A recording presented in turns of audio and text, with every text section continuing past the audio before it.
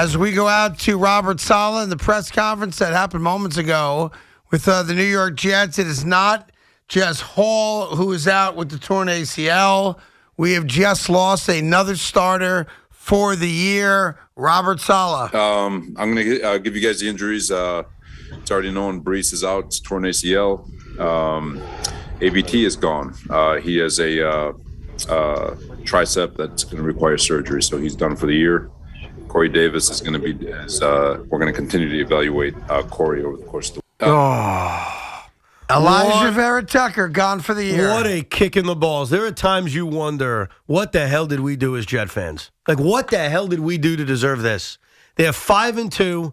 They're playing their best football in a decade. And two of the main reasons why is Elijah Vera Tucker. You want to play left guard? Great. You want to play right guard? Great. Can you go play left tackle? Fine. Can you go play right tackle? Fine. Guy's been all pro this year. Stick him in any position, guy's been all pro. He's a building block for this team. And the news, and I feel horrible for him. Obviously, the headline is for the guys, for the humans. But then as a Jet fan, you say, what the hell did we do to deserve this? Yeah, he's been Mr. Everything, too. He has been unbelievable this season. He's out for the year. We kind of knew this with Brees Hall yesterday. It sounded bad in Saleh's postgame press conference. But really the guy you were going to build this offense around. That's what it was turning into with Brees Hall. Yeah. He was the difference maker. And so, yes, you start with feeling bad for these two young men who have really started off their NFL careers in majestic ways. But my God, as a fan of this team, if you're in the organization, this just sucks. Because they're irreplaceable. And we're 5-2, and okay, not a pretty game, but doesn't matter. We won it. And we have New England coming up on Sunday. How great would it be to spank them, right? And now we get the bad news that we knew we lost Brees Hall. That was announced yesterday pretty much with the ACL. But to lose Elijah Vera Tucker is a major, major blow to this team. And look, you saw Zach Wilson under duress yesterday, and it wasn't pretty. No. He missed wide open guys. He was scrambling for his life, and he did not do a very good job. And we got very lucky that that fumble was not called a fumble because that's a fumble all day long. Yeah. That being said, we've now taken 2 body blows, and we'll see how they respond and to look, it. they won this game because of one big run by Brees Hall very early on. I mean, it was early on in the game, but that 62-yard run was basically their offense. Yep. They didn't do much other than that.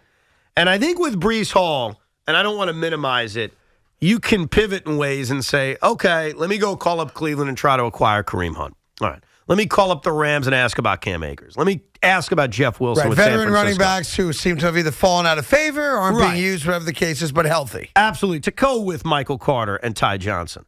But Elijah Vera Tucker is impossible to replace. Yep. To play at that kind of Pro Bowl level at basically every position on the offensive line, no matter who is hurt, that's an irreplaceable thing. So you heard it in Saleh's voice. This is nobody's fault.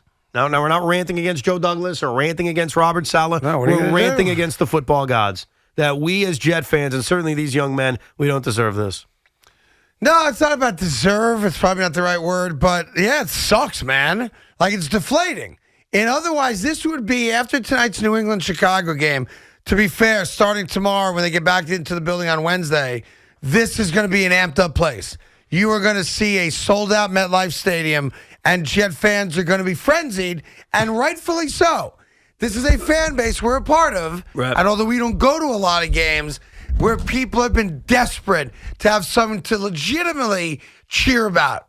And we've got it right now. And look, the season is not over. I want to make that clear. Have they been handed some huge blows to this offense? No question about it. But their defense is one of the main reasons why they're 5-2. And it's remarkable. They were 32nd, Craig, in basically every category last year that matters. Yeah. Yards, points, whatever you want to measure it by. The Jets had one of the most pathetic defenses in the NFL. And obviously this offseason has led an infusion of talent led by one of the great rookies you'll ever see in Ahmed Sauce Gardner. PI or not, they should have called it a not. Don't challenge Sauce Gardner. Let that be a message to the rest of the league. Please challenge him. Right, okay. You can throw his way every time you snap the ball. That's fair. I'm good with that. That's fair. You know what? Yeah. Challenge him as much as you By the way, want. we probably should have had like 3 interceptions yesterday, too. Yes, well, we dropped a couple. The C.J. Mosley one that went off of D.J. Reed, I have no idea how the hell they turned that into a non-interception. That was an interception. What the hell are we talking about? Yeah. But the good news, not that it's good I got news. one quick breaking story just for you. No, I can't deal with it anymore. No, this one, I don't think this is good or bad. We'll see how it plays out. But Elijah Moore is back with the team and will be activated for Sunday's game against New England. Well, you know so what? there you go. Elijah Moore woke up and realized, oh, wait a second. Denzel Mims was on the field for 35 snaps. Oh, wait a second. Brees Hall got hurt. Oh, wait a second. They may have to throw the football a little bit more. And by the way, if Zach Wilson throws a better ball to Denzel Mims, he might still be running. Yeah. He might still be going. You touched on it before, and it's one game, and they've won every game he started. Yep. So hand that to Zach. He was not good yesterday. No, he was actually terrible yesterday, missed if I'm being so honest many about it. easy, open guys. But it also shows you defensively and with that running game, the Jets overcame a lousy quarterback performance yesterday. The strength of this team is their defense. Yeah. They have an incredible secondary led by Sauce. They can get to the quarterback. Quinn Williams is playing at a high level. The linebackers have played well. I mean, their defense is their strength. Their defense is what gives us hope moving forward. But you feel awful for these two young men. And obviously, the future of the offense is murky right now with both of them out. Yep. All right, 877-337-6666. Of course, Yankees all day long. And to the extent you want to get into the Jet win in Denver or the Giant win against Jacksonville yesterday, we'll do it as both teams win.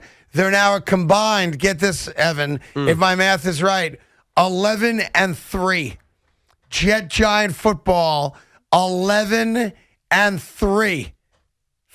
How many years has it taken for them to win 11 games over the last few years? Yeah, it's been a little bit. Add it all up. Yeah. It takes a while to get to that it's number. funny, when the Giants only had 4 wins, somebody went on the radio and said they're going to go 2-11 the rest of the way. Who would say and that? now they've won 3 straight since then.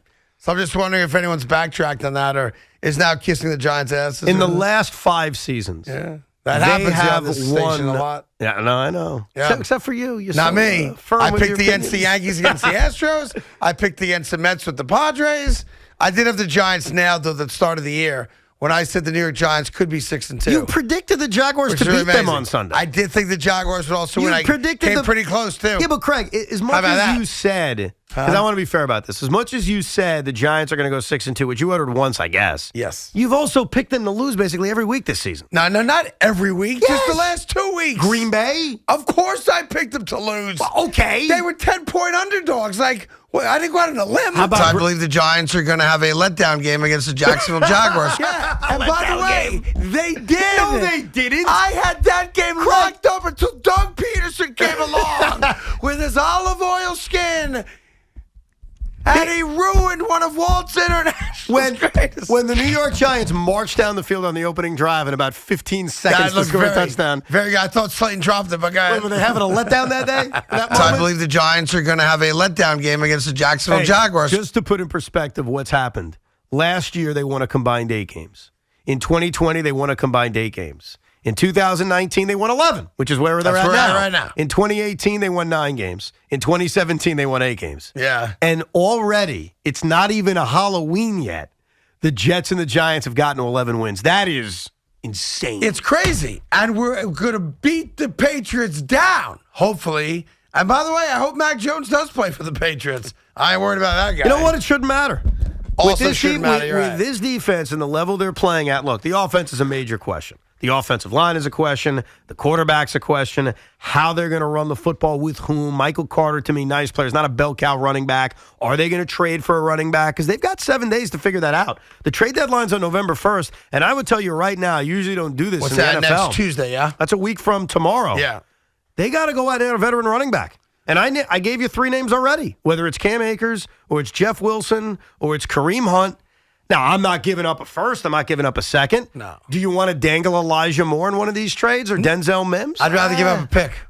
Yeah, I'd rather give up a pick. I agree. Because it goes back to what I said. And plus, you're last taking week. a veteran off another team who's obviously outworn his welcome for whatever the reasons might be. I don't think 3rd round, 4th rounder at most. I'm not going crazy. I need a guy. So I do need a guy. And I think that but I ain't going crazy. And if you're Joe Douglas, you have to look at this opportunity and say, yeah, I got Brees next year, and I fully expect Brees is going to come back. He's going to be better than ever, and it'll all be good with him as a future feature running back on this team. But the Jets have a chance this year, as do the Giants, and it's stunning to say it, but the mediocrity of the rest of the NFL and how well these teams are playing has created a chance and a moment.